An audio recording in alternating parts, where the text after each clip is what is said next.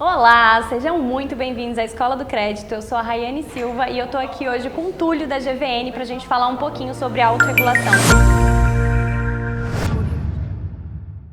Bom, Rayane, obrigado pelo convite. Meu nome é Túlio Matos, eu falo em nome da GVN Corretores, que é uma promotora de crédito consignado que opera desde 2004, 2005, foi quando a gente teve a expansão do crédito consignado, principalmente para os aposentados.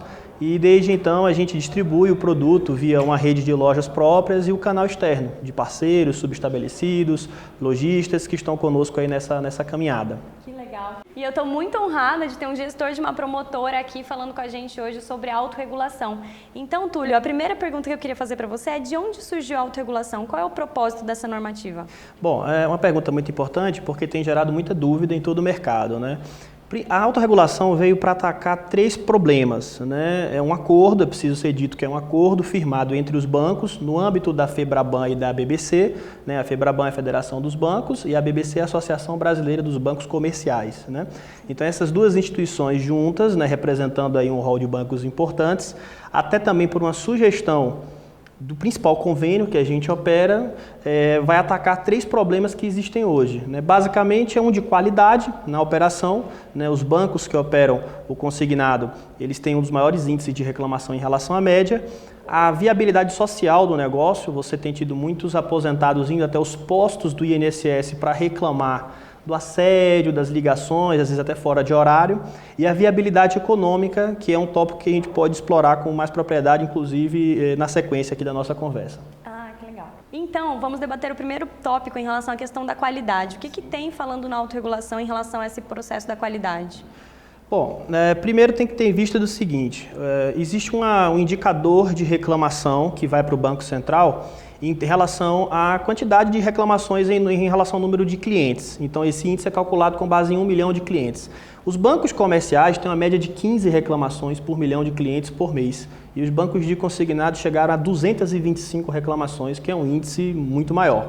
Então esse é o principal problema. As principais medidas que estão sendo adotadas é muito no sentido de qualificar as pessoas que estão no atendimento e através da certificação, né, que já é um tópico, já é uma iniciativa que já vem acontecendo já tem um certo tempo, mas estabelecer uma data de corte a partir da qual o usuário que está internalizando uma proposta, ele esteja qualificado para isso. Então essa é uma das principais iniciativas no sentido de dizer, olha, a partir de agora, né, de 2020, eu, banco, instituição financeira, exijo que este usuário, este colaborador esteja qualificado para ingressar com essa operação, na medida que muito provavelmente ele é quem está atendendo o cliente final. Essa é uma das medidas que estão sendo adotadas.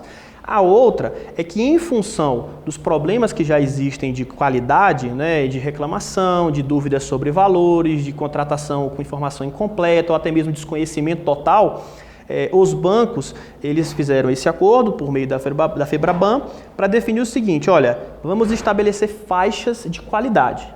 Então, o que é que vai existir? Uma segmentação para entender quem são os bons originadores e quem são aqueles que estão criando problema para tentar expurgar isso do sistema. E a forma de se fazer isso, Rayane, é realmente conhecendo na ponta quem está originando a operação. Então, uma coisa depende da outra. Você não teria como saber separar o joio do trigo se você não fosse na raiz da proposta para identificar no CPF quem de fato colocou aquela operação no sistema. Sim. Certo? Então, basicamente é isso. São essas iniciativas da certificação, das sanções pelos problemas de qualidade, e essas sanções incluem ainda a possibilidade até da promotora ou do correspondente, qual seja o formato de atuação comercial, ser banido do negócio, né? Tem uma escala disciplinar que pode chegar desde a suspensão por alguns dias até a suspensão total do negócio, e aí essa empresa fica banida do sistema. Muito interessante. Todos esses pontos que o Túlio está tocando aqui estão descritas no manual que foi disponibilizado pela FEBRABAN.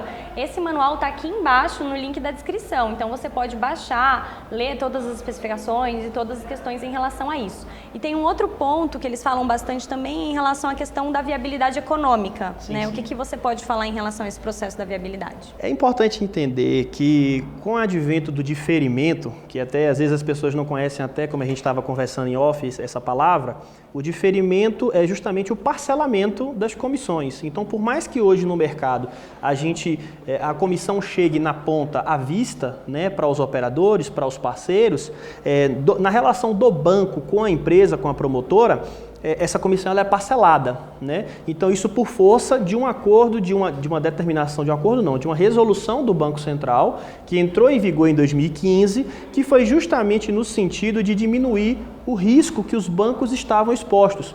Porque os bancos realmente antes de 2015, eles pagavam toda a comissão à vista. Então o que acontecia? O banco ficava totalmente no risco. E a partir de 2015, com este parcelamento da maior parte das comissões, o banco transferiu esse risco para os correspondentes. E aí o que os correspondentes disseram? Gente, as promotoras, enfim, o mercado disse o seguinte, olha, não temos como manter as nossas lojas, os nossos call centers com essa comissão à vista tão pequena. Não dá para manter.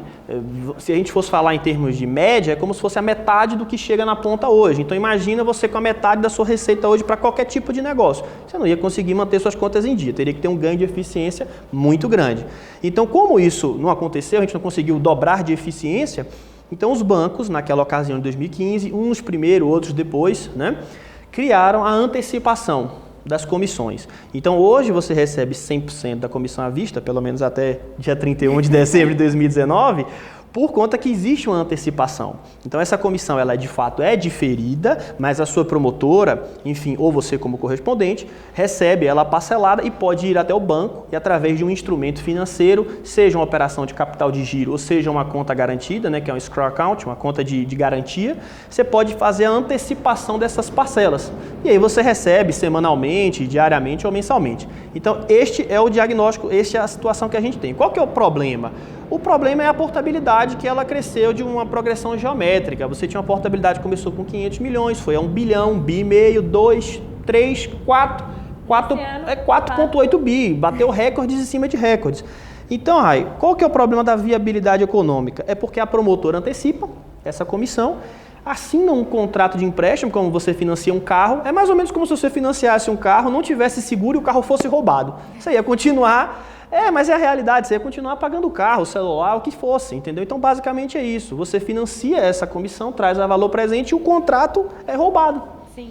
Então, você fica pagando por uma coisa que você não realiza na prática. Então, qual que é o problema da viabilidade econômica? Tem muitas promotoras que não controlaram a qualidade da originação que estava acontecendo, não acompanharam os parceiros que tinham na sua grade, no seu network, ali na sua rede de originação, e estão com um problema. Eles têm muita dívida para pagar e perderam as receitas que eles tinham mês a mês. Então essa receita caiu muito mais rápido do que o banco tinha planejado. Então esse é o problema, ou seja, não tem problema a promotora ter uma dívida em relação ao banco, desde que o que ela tenha a receber seja suficiente para pagar a dívida, pagar os juros, né, e pagar os impostos. Né? Então tem algumas promotoras, enfim, aí cada um tem que fazer sua conta, que estão na situação de insolvência. O que é insolvência? Ou seja, o que tem a receber hoje já não é mais suficiente para pagar, como deu o exemplo, o carnê do carro. O carro foi roubado e a promotora está com o carnê lá para pagar. E aí a gente entra na questão da coobrigação, que é um outro ponto que alguns correspondentes também têm dúvidas, né? Sim, sim. Esse é um ponto importante porque é o seguinte, quando a gente foi para o diferimento, em 2015, o banco chegou e disse o seguinte, olha, eu não vou te pagar mais à vista, vou parcelar e eu faço a antecipação do crédito. Eu trago essa comissão a valor presente. Agora, veja só, eu preciso que você se responsabilize, e aí usaram esse termo de coobrigação, você está coobrigado comigo de que ao longo deste contrato você precisa garantir a continuidade deste contrato na carteira para poder você receber essa comissão. Por isso a coobrigação. Mas o termo está associado à cessão do crédito, porque nós fizemos a cessão do crédito de comissão para o banco com a coobrigação. Ou seja, eu estou dizendo que eu garanto que aquele crédito vai ser performado e se ele não for performado, a gente vai ter que cobrir. É como a história do carro de novo. O carro for roubado, tem que botar outro carro no lugar. E é a mesma coisa que algumas promotoras repassam, né, para os parceiros. Só que tem aquela questão, se uma repassa, a outra não repassa, vira uma bagunça. Então, você tem esse problema, não há uma política clara definida. Às vezes as promotoras abrem os cadastros de forma muito acelerada, às vezes não se preocupam com o histórico, de varrer o histórico desse parceiro, buscar as referências inclusive em outras promotoras, à base de protestos, se tem restrição e tal. Não quer dizer, gente, que a gente está dizendo, quem tem restrição não. Às vezes o operador lá teve um problema. Agora acontece o seguinte, às vezes a promotora A cadastra um parceiro que veio e está com restrição de um protesto da promotora B. Então, isso é um problema. Precisamos melhorar em relação a isso. Eu particularmente, converso com vários empresários, gestores, diretores de outras promotoras, no sentido de a gente encontrar um meio termo para evitar esse tipo de ação, que vem top-down, de cima para baixo, a gente acaba tendo só que seguir e se reinventar. No ponto de vista do repasse, realmente é uma política de cada promotora em função daquilo que observa. Tem situações que às vezes você acabou de fazer um contrato novo e dali a 2, 3 semanas um outro call center, de forma misteriosa, acessa o seu cliente e faz uma proposta irrecusável. Sim. E às vezes você não tem nem culpa sobre isso. Então é uma relação complicada e a antecipação precisa ser revista. Sim, com certeza. Cara, muito, muito, muito interessante, porque esse vídeo traz um norte, traz luz para os correspondentes que não entendem, né, essa profundidade, essa complexidade desse negócio lá dentro das promotoras, né? E um negócio ele tem que ser saudável para todas as partes, para os bancos, para as promotoras, para os correspondentes. E eu acredito que a autorregulação ela vem com essa intenção, né, de deixar um mercado mais saudável e mais regulado. Como vocês puderam perceber, o Túlio tem muito conteúdo e a gente tem muito mais para falar sobre esse assunto. Então, a gente teve que dividir esse vídeo em partes. Esse é o final da primeira parte. Eu espero que você tenha gostado e se inscreve aqui no canal para você acompanhar a próxima parte do vídeo. Legal, vamos lá!